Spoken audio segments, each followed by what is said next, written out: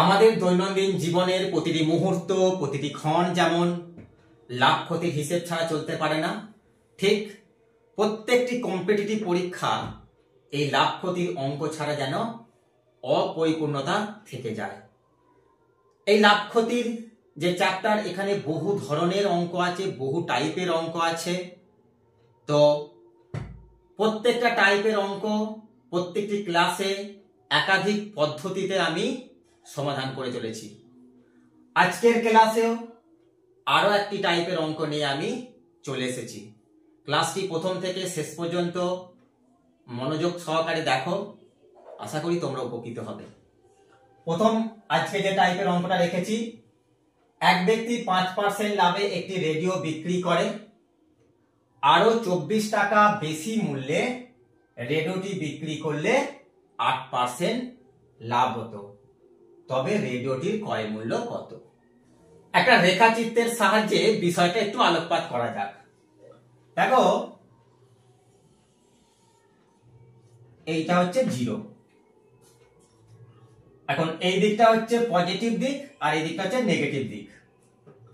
এখন যখন 5% লাভ হচ্ছে, মনে করো এই জায়গাটায় 5%, মানে 1 2 3 4 করে এই পর্যন্ত 5, বলছে যে আরো 8% লাভ হতো যদি 24 টাকায় বেশি মূল্যে বিক্রি করত। ধরে নিচ্ছে এই জায়গাটায় 8%, তাহলে 0 থেকে 5 পর্যন্ত পৌঁছেছে, আবার 5 থেকে 8 এ পৌঁছেছে, অর্থাৎ 5 থেকে 8 এই যে পার্সেন্টটা, এই যে গ্যাপটা, সেই 24 টাকা বেশি হওয়ার জন্যই তো এটা হয়েছে। অর্থাৎ 5 থেকে 8 এ পৌঁছাতে যে পার্সেন্টটা বেড়েছে সেটাই হচ্ছে 24 টাকা। অর্থাৎ আমরা বলতে পারি 8 থেকে যদি আমরা 5 বিয়োগ করি তাহলে হচ্ছে কত? 3%। এই 3% সমান বলতে পারি 24 টাকা। এখন এখান থেকে 1% এর সমান কত? 24/3, আর 100% সমান যদি আমরা বের করি সেটাই হয়ে যাবে ক্রয় মূল্য, 24/3 ইন্টু 100। 3 আসতে 24 সমান 800 টাকা হবে ওই জিনিসটির কেনা দাম। খুব সহজ, এই পদ্ধতিতে করলে খুবই সহজ। এবার আমরা দেখবো যদি একটা লাভ আর একটা যদি ক্ষতি হয় সেক্ষেত্রে কি হবে, যদি দুটোই ক্ষতি হয় সেক্ষেত্রে কি হবে। এইভাবে আমরা বিভিন্ন টাইপের দেখে এই অঙ্কগুলো সমাধান করব। দেখো, বলছে এক ব্যক্তি 8% ক্ষতিতে একটি বই বিক্রি করে, আরো 120 টাকা বেশি মূল্যে বইটি বিক্রি করলে 7% লাভ হতো, তবে বইটির ক্রয় মূল্য কত? যদি আমরা এইভাবে ভাবি যে প্রথমে কি হয়েছে, 8% ক্ষতি হয়েছে, এইখানটা আমরা 8% করতে পারি, 8% ক্ষতি হয়েছে, এটা মাইনাস করে দিলাম। আর একবার বলছে যখন 120 টাকা বেশি মূল্যে বিক্রি করছে, কারণ এখান থেকে এটা 120 টাকায় অতিরিক্ত, 120 টাকা যখন বেশি মূল্যে বিক্রি করছে তখন কি করছে, তখন কি হচ্ছে না 7% লাভ হচ্ছে, প্লাস লাভ মানে প্লাস, তাহলে 7% লাভ হচ্ছে।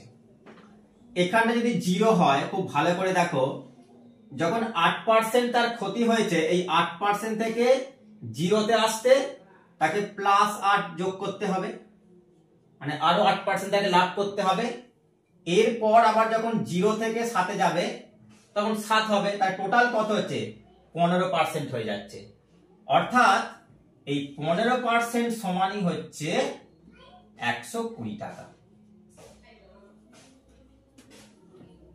একটা লাভ আর একটা ক্ষতি যখন হবে তখন দুটো পার্সেন্টকে যোগ করে দেব, তাহলে 15% সমান হচ্ছে 120। এখান থেকে 1% এর সমান কত বের করব? 120/15, আর 100% সমান কত সেটা বের করব, 120/15 ইন্টু 100। 5 দিয়ে 3, 5 20 100, 3 দিয়ে 3 4 12 0 সমান 800 টাকা। অর্থাৎ বইটির ক্রয় মূল্য 800 টাকা। নেক্সট অঙ্কটা, এক ব্যক্তি 15% লাভে একটি দ্রব্য বিক্রি করে, আরো 120 টাকা বেশি মূল্যে দ্রব্যটি বিক্রি করলে 20% লাভ হতো। দ্রব্যটির ক্রয় মূল্য কত? এইভাবে দেখো বিষয়টা, এটা হচ্ছে 0, লাভ হয়েছে কত না 15% লাভ হয়েছে। এই জায়গাটা হচ্ছে 15% প্লাস 15। আর একবার বলছে যখন সে 120 টাকা বেশি মূল্যে বিক্রি করছে তখন তার লাভ হচ্ছে 20%, মানে এই জায়গা পর্যন্ত হচ্ছে 20%।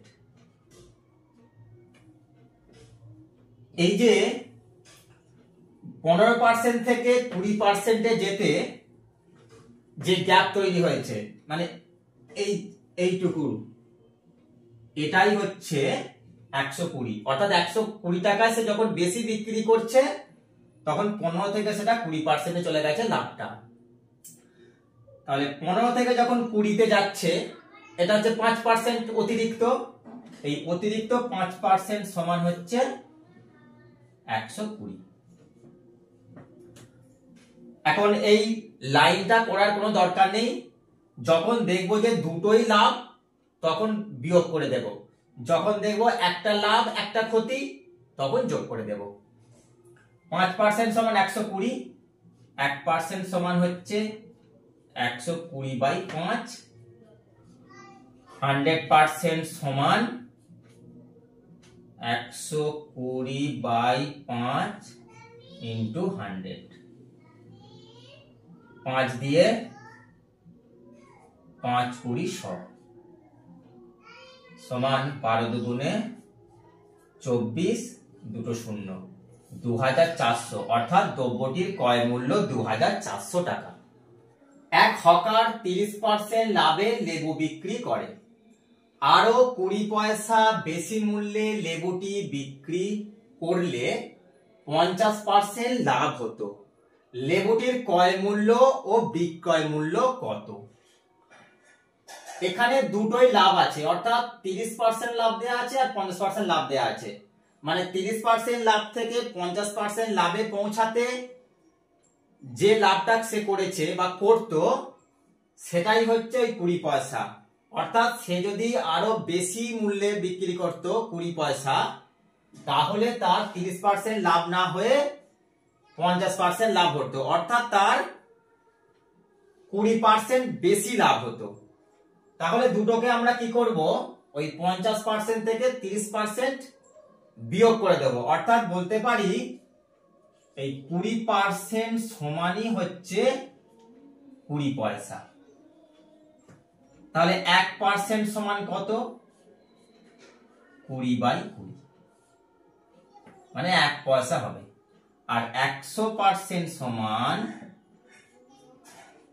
20/20 গুণ 100 সমান 100 পয়সা।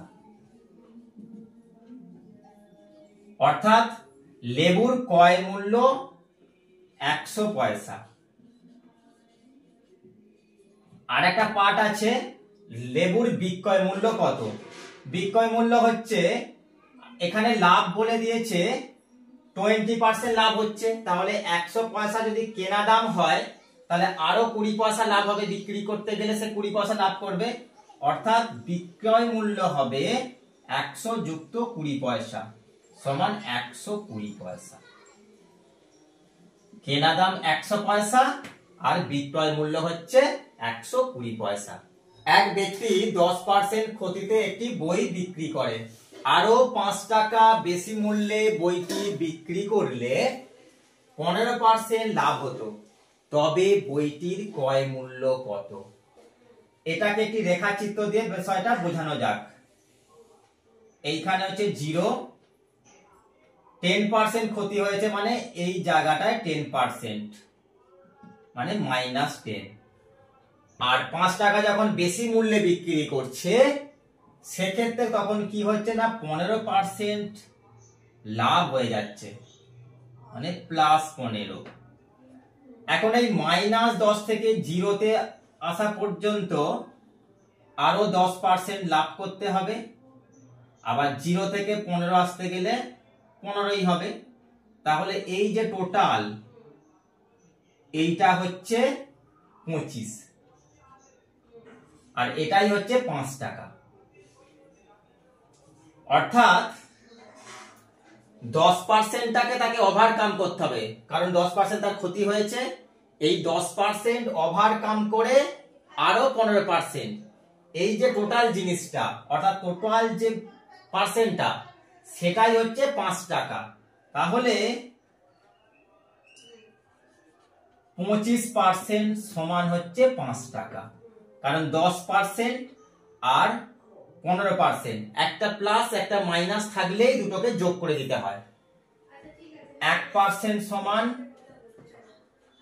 5 এর 25 আর 100% সমান 5 এর 25 গুণ 104, 20 টাকা। বইটির ক্রয় মূল্য হচ্ছে 20 টাকা।